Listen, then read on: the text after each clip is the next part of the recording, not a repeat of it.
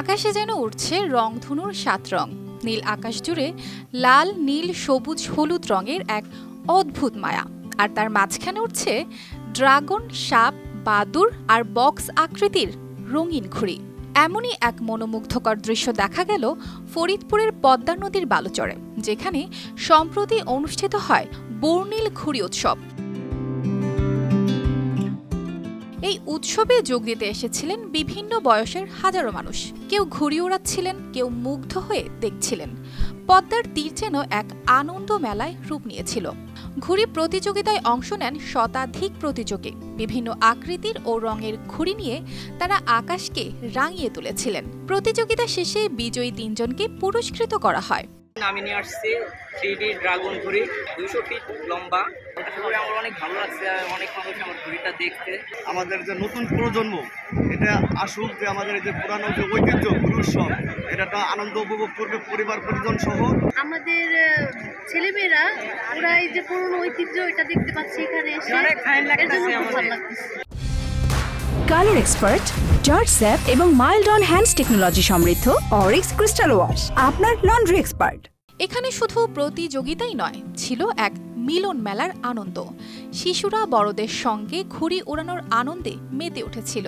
আর আকাশে ঘুড়ির লাটাইয়ের টানে যেন সবার মন ছুটছিল দূর আকাশে। আকাশে রং বেরঙের ঘুড়ি উঠছে।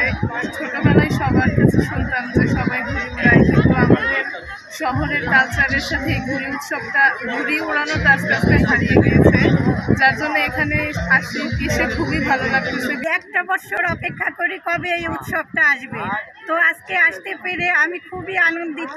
শুক্রবার বিকেলে ধলার মোড় এলাকার পদ্মার চরে এই উৎসবের উদ্বোধন করেন ফরিদপুরের জেলা প্রশাসক কামরুল হাসান মোল্লা। তিনি জানালেন, এমন আয়োজন শুধু বিনোদনের জন্য নয়, বরং আমাদের ঐতিহ্যকে ধরে রাখতে এবং তরুণদের সৃজনশীলতায় উৎসাহ দিতে।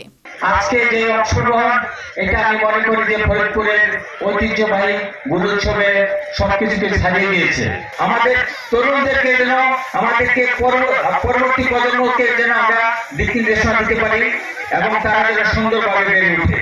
আয়োজকরা বললেন, এই উৎসবের উদ্দেশ্য বাঙালির ঐতিহ্যবাহী ঘুড়ি সংস্কৃতিকে আবারও জনপ্রিয় করে তোলা, সেই সঙ্গে মাদক ও অপরাধ থেকে দূরে থাকার বার্তাও তুলে ধরার চেষ্টা।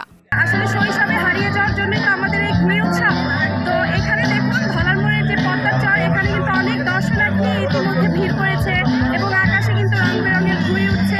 এই তো শৈশবের স্মৃতিচারণের মূল উদ্দেশ্যই হচ্ছে আমাদের এই ঘুড়ি উৎসবটি আয়োজন করা। ফরিদপুরের এই ঘুড়ি উৎসব শুধু আনন্দই নয়, বাঙালির ঐতিহ্যের এক অপরূপ উদযাপন। News desk, RTV।